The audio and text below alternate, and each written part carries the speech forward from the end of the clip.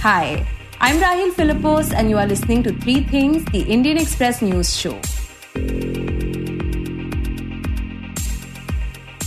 In this episode, we talk about how children in remote villages in Madhya Pradesh have to travel long distances and even swim across a snake-infested river to get to school.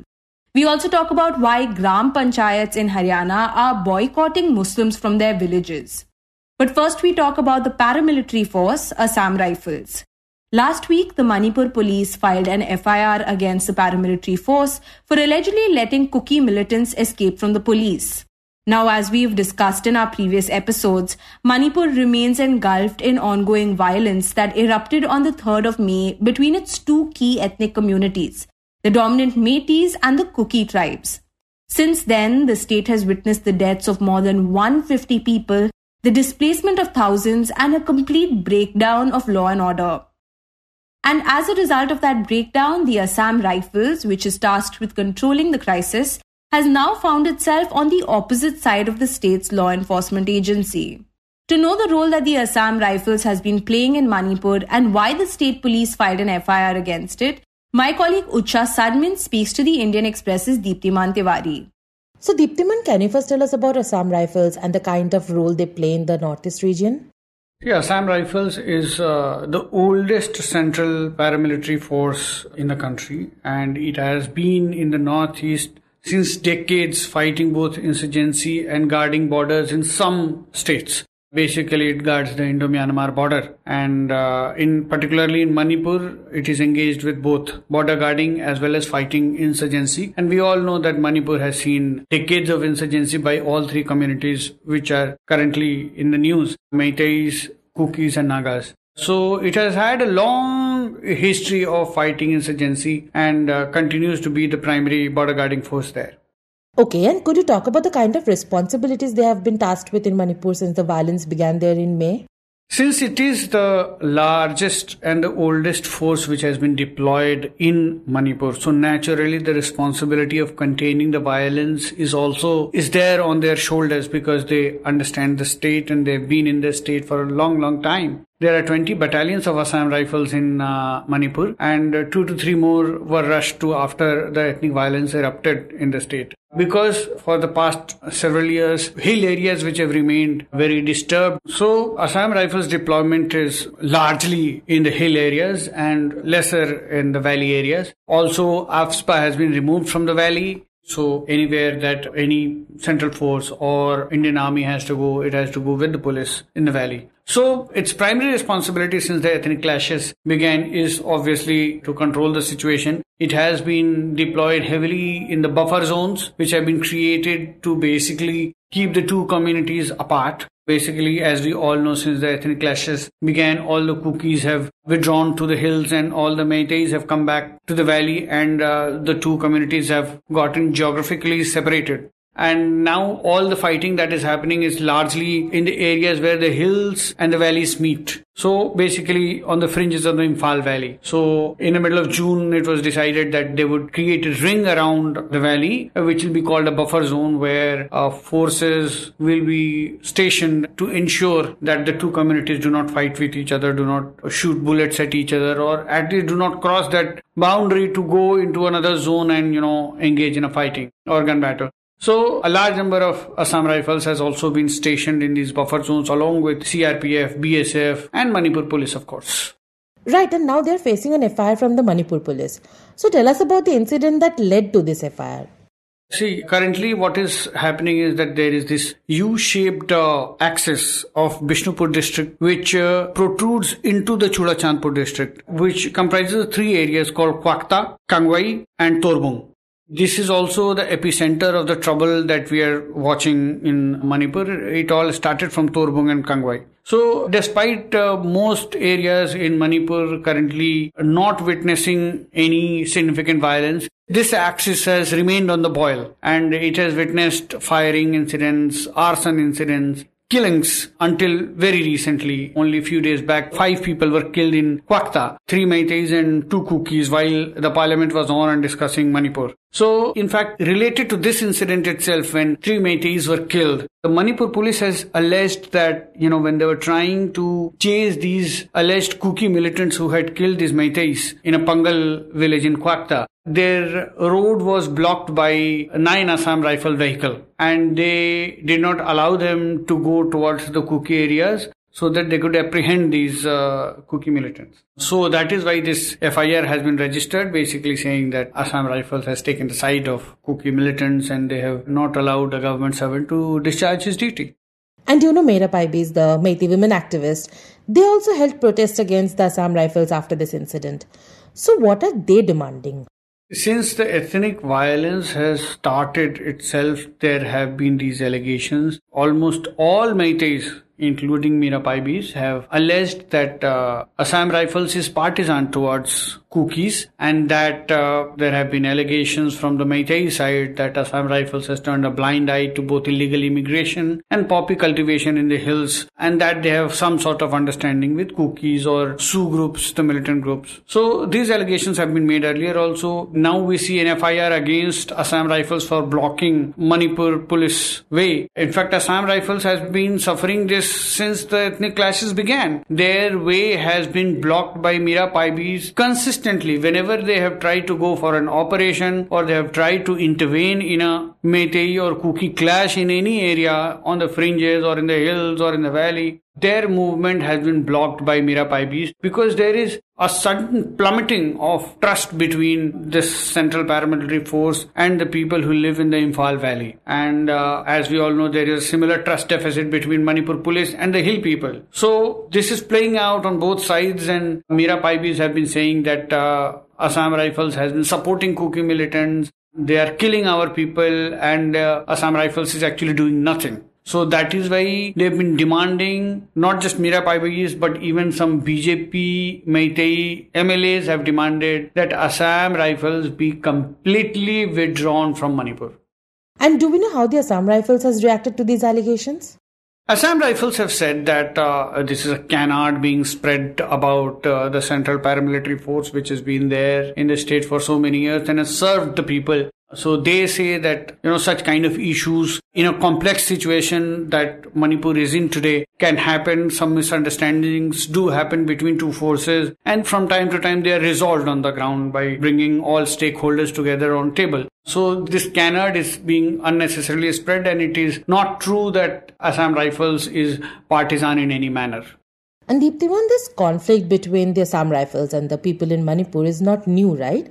There is a history of strained relationship. Look, it's not unique to Manipur. Wherever there will be Armed Forces Special Powers Act, and it is true of Kashmir, it is true of Nagaland, it is true of... there are plethora of examples. Wherever absolute power is given to any force, there will be certain instances of human rights violations. And that is something that we have witnessed across the Northeast, we have witnessed in Kashmir, and there have been allegations against the Indian Army, which has operational control of Assam Rifles, that it has committed in human rights violations in terms of, say, staged encounters or just beating of people or general tyranny upon civilians, even rapes. One of the famous rape cases in Manipur is of rape and murder of Thangjam Manorma, which led to the most iconic protests that we have seen in the country, where women stripped naked and paraded in front of Assam Rifles headquarters with a banner which said that Indian Army, come rape us. So there has been a strained relationship between the Valley people and Assam Rifles for a long time, as it happens in most conflict areas.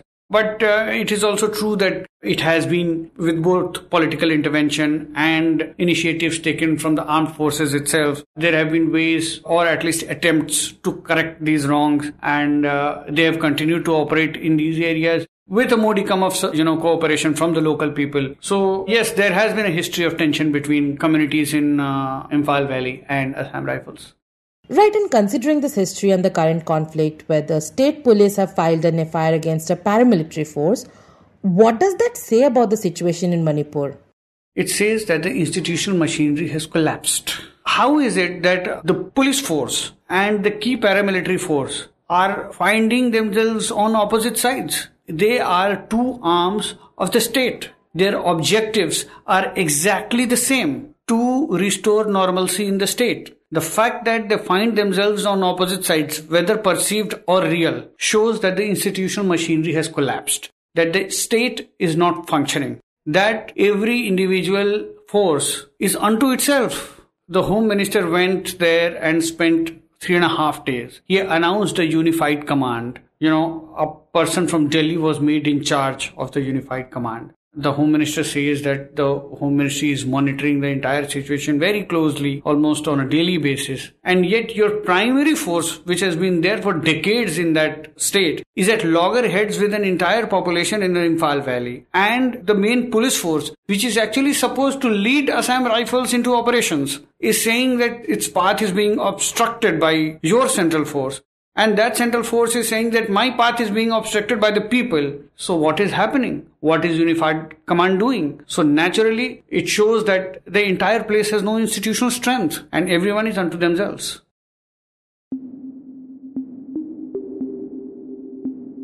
And next we talk about how children in remote villages in Madhya Pradesh get to school. For some of the youngest residents of 6 tribal-dominated villages in Madhya Pradesh's Dhar district, the daily journey to school often feels never-ending. According to the Indian Express's Anand Mohan, for over 4 decades now, school children from many remote hamlets in the region have been travelling long distances to attend the nearest Hindi medium school, which is located in the Kachanaria village. Anand tells us more about it. So this is the village of Kachanaria. This is located in the Sardarpur subdivision, which comes under the Dhar district in southwestern Madhya Pradesh. The village itself is surrounded by lush green mountains and by the Mahi river. The village is surrounded by several sleepy hamlets, which is dominated by the Bhil tribe people. Now, the journey to the school in Kachanaria is not just tedious, but can also be very dangerous. Since there are no school buses to ferry them to the village, they are compelled to travel long distances and even swim across the snake-infested Koteshwari river to make it to class on time. So the students who come from around 6 villages located on the other side of the river, for them, this is an endurance task to reach their school. The closest village is around 2 kilometers from the school, and the other villages are probably 6 to 7 kilometers away. So children have to sort of like ride a bicycle along these lush green hills, sometimes through steep inclines which takes their breath away. Sometimes they need to trudge along a muddy, broken road. So they need to rest every now and then. They need to rest, take their breath, and then eventually they go through these villages and then they reach a clearing, which is where the Koteshwari river starts. So then they have to strip down to their underwear. They need to put it into polythene packets, pack it into their bags, and then they have to judge the flow of the river. On days when the river is calm, the children swim across themselves. But when the river is swollen, the local panchayat members help carry the children across. In fact, the adults often make multiple trips to ferry younger children and school bags from one bank to the other. Anand says that the whole journey can be extremely time-consuming, and as a result, students often end up getting late for school. It can take anywhere between 2 to 10 minutes, 15 minutes for that swim to take place, depending on the skill of the student and the flow of the river and various other conditions. And then they make it to the other side of the bank. Then again, they have to wear their clothes. Then they walk barefoot to their school. This process takes away at least 1 to 2 hours of their time. Sometimes their parents are unable to go along with them to school because their parents have to work at their fields. They work as agricultural laborers or they work as manual laborers. So sometimes they're unable to drop their kids to school. So these kids have to go to school on their own, and so because of all of these issues, there are delays, and then these guys are usually an hour late. They miss their first period. Regularly, they miss their first period, and that's what a day in the life looks like for them. The teachers at the school informed Anand that this treacherous journey takes a lot of toll on the kids, resulting in them skipping school, experiencing a decline in their academic performance, and even facing dropouts.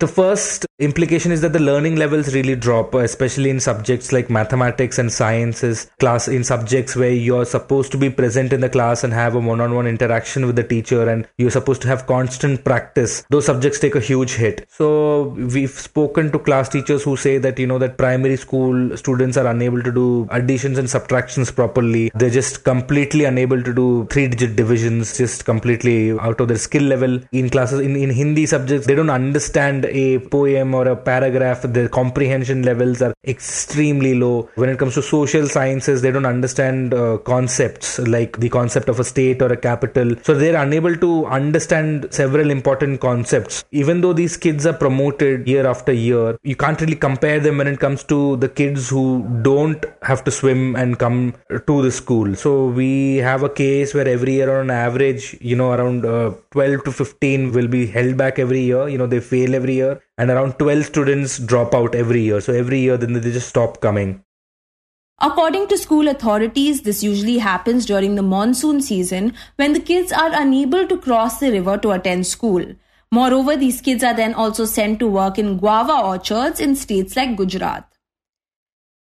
They work as construction workers with their parents. So the school principal Bharatlal Rathore has said that around 4 months though you can expect is when these kids just don't go to school. So 4 months is a long period of time to remain absent from school. They're absent for 4 months. Then around that same time they start to go and work in guava orchards. So the teachers have to really make calls to the parents. They have to try and track these kids. Sometimes those kids don't come. So the teachers get worried. Sometimes the school principal has to go to the local labor chowk with the local police and try and see whether they have been used as child laborers or not. So if he sees that these kids are being packed away into vans or something, so they immediately clamp down and they bring these kids back to school. But then in the end, the river beats them all back.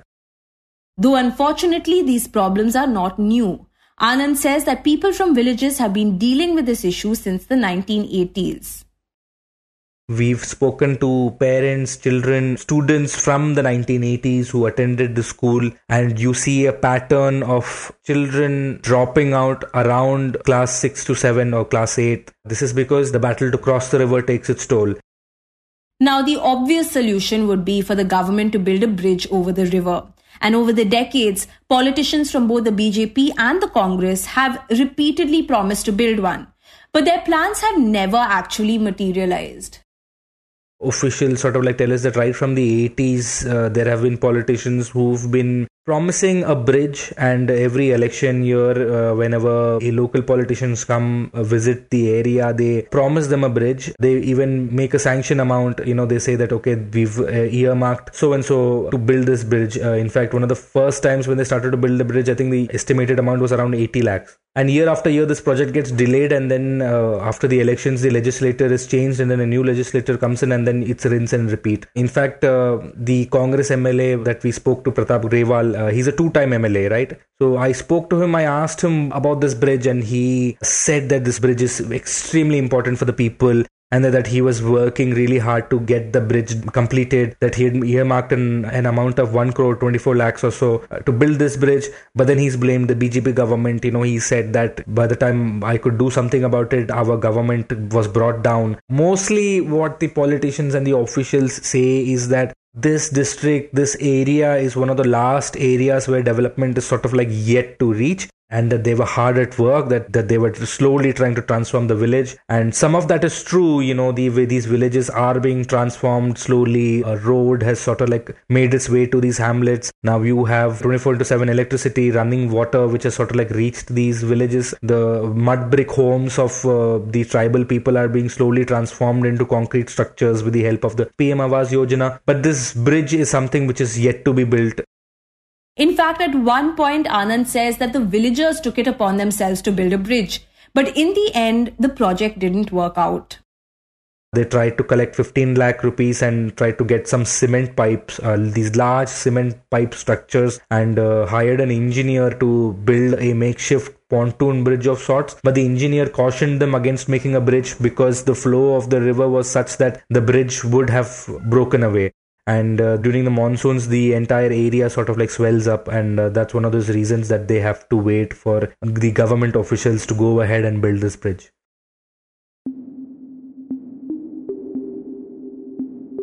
And in the end, we talk about Haryana. On 31st of July, communal clashes erupted in Haryana's Noor district, which soon spread to Gurgaon, claiming 6 lives. Now, while the state was still dealing with the aftermath of these clashes, several local level leaders came together for a panchayat at Gurgaon's Tigra village and demanded an economic boycott of Muslims in Haryana.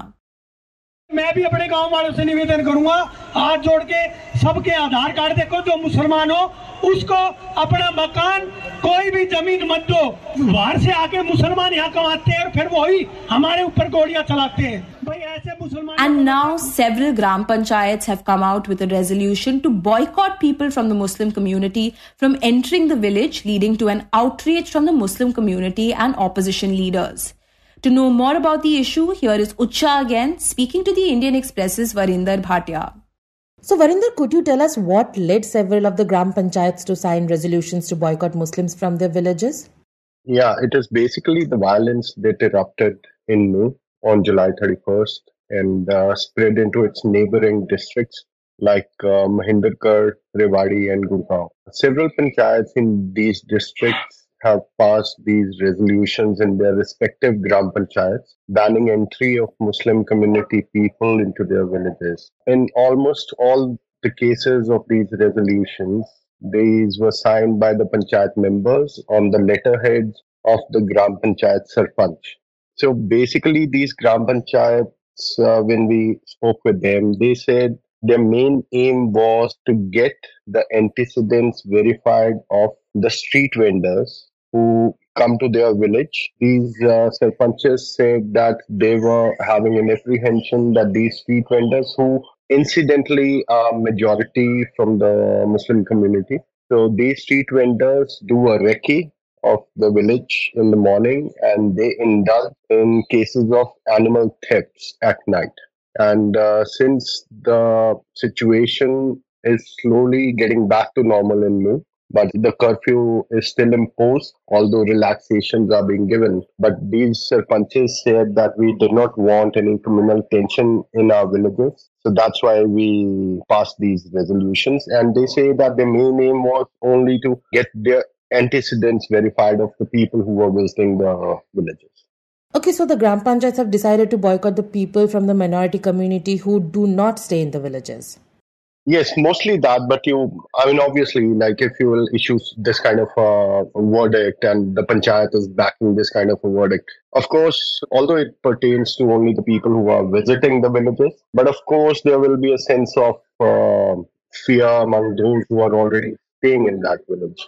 Although, we spoke to a sarpanch of Sehadpur village in Ateli block of Rewari district, who told us that there are about 4 or 5 villages in Ateli block that are dominated by Muslim community members. And they were staying there for the last 4 or 5 decades. And nobody has any problem with them. And he emphasized that the main issue was only with the street vendors and increased incidents of animal thefts in the villages of these districts. Right, and now this led to an outrage among the people and the opposition. So can you tell us about the reaction to this resolution? We spoke with Mr. Aftab Ahmed, who is the MLA from Noor and comes from Muslim community. So he said that such resolutions are actually a threat to our federal structure. And such activities must be dealt with stern and severe action to safeguard the Constitution of India and rule of law in the state as well as in the country. And he says that the district administration should definitely get into the action mode and prevent such resolutions being passed by any panchayat or anybody else. And Varinder, has the government taken any action against the Gram Panchayats that signed this resolution?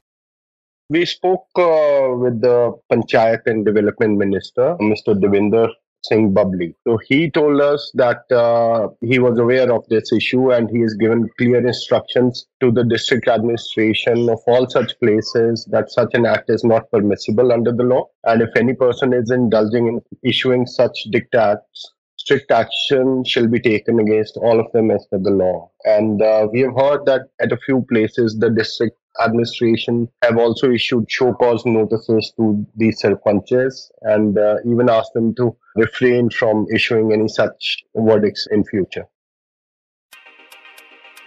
You were listening to 3 Things by the Indian Express. Today's show was hosted by me, Rahel Philipose, and written and produced by me, Rahel Philipose, Utsa, Sarmin, and Shashank Bhargava. It was edited and mixed by Suresh Pawar. If you like the show, then do subscribe to us wherever you get your podcasts. You can also recommend the show to someone who you think will like it. Share it with a friend or someone in your family. It's the best way for people to get to know about us. You can also tweet us at Express Podcast or write to us at podcast@indianexpress.com.